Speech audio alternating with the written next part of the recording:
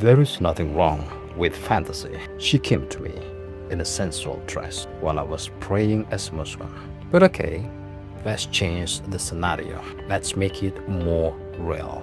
A beautiful girl from abroad. She travels all those miles just to pay me a visit. But there I am, fasting. And to make it even more human, my marriage life? It's complicated. You see it everywhere on social media. TikTok, the dream of the international couple. An Indonesian guy with a partner from France, Poland, Japan. This is the trend, the fantasy. But for a man like me, with my Islamic faith, what if? Because here is the truth. Islam is Islam, and a man is just a man. We try to bridge them, but sometimes the gap is wider than we admit. You can't judge the faith by the person, and you can't judge the person solely by their faith. Because at the end of the day, no one is holy, no one is immune to the pulse of their own heart, of the gravity of a moment. Anyone can fall, anyone can lose their footing when the light hits just right. So, when the door closes and the world is watching someone else, who are we really? Are we the prayer or are we the hunger? If that door opened for you tonight, would you be the saint or would you be the human? As for me, I'm just a normal man, a man with a strong lust. And to be honest, this is difficult. It's not just about willpower, it's biology. It's the dopamine spiking the moment she enters the room. It's the testosterone, that ancient chemical, commanding the body to react before the mind can even pray. Psychologically, calls it the hard-cold empathy gap. We think we are in control when we are calm. But when the heat of desire arrives, our rational brain begins to starve. The libido doesn't care about your schedule. It doesn't care if the sun is up or if your stomach is empty from fasting.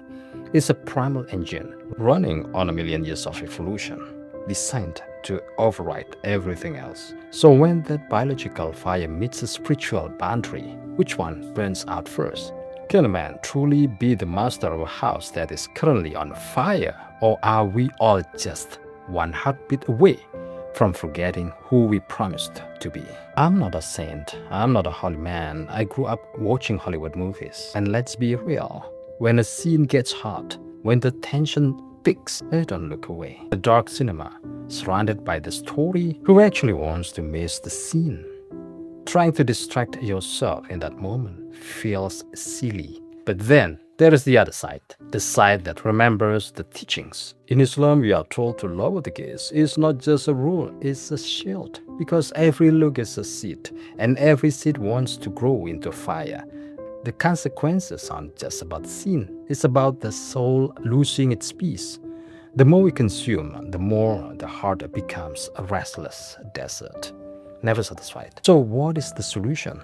Is it to hide from the world? Or is it to build a stronger wall inside? The teaching says, turn away to find something better. But when the better feels like an abstract promise, and the now is standing right in front of you in a sensual dress, does the soul have enough strength to wince against the eyes?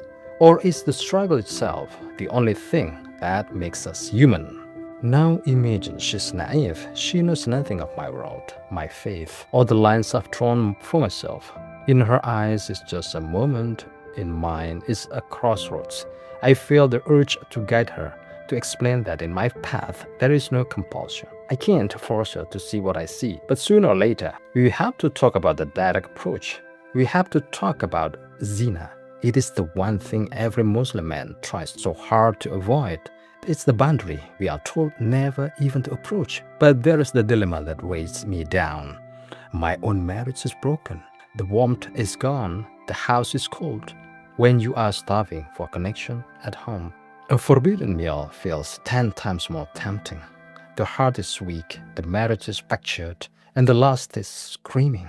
How do you tell a naive soul to stay away when every broken piece of you wants her to stay? How do you protect her from yourself when you can barely protect yourself from the hunger? So, my solution is, no matter what, I have to marry her. I know what you're thinking. Excuse me? You just met her. But call it madness or call it destiny.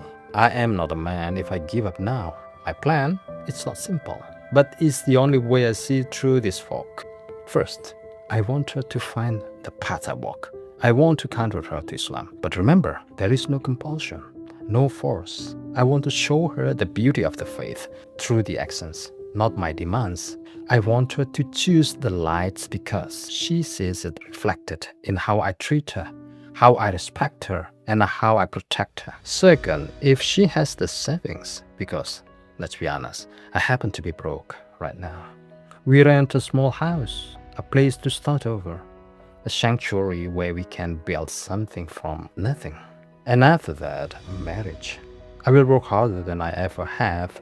I will pour everything into growing this channel, traveling the world, creating content that matters, and turning our story into vision others can follow. It's not about the money, it's about the partnership.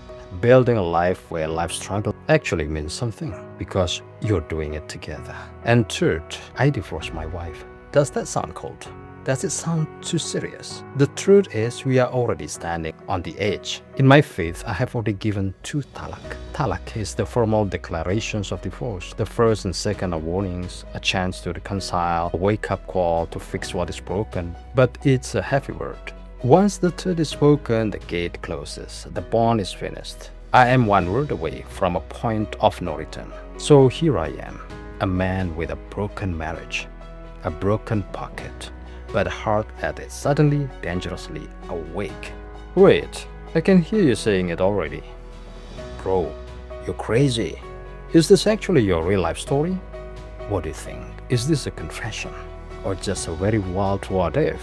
Is it a dream or a plan in motion? Drop your comments below. I want to know if you see a man chasing a miracle or a man losing smile. And if you are a pretty girl reading this, consider this an invitation. I invite you to come into my life.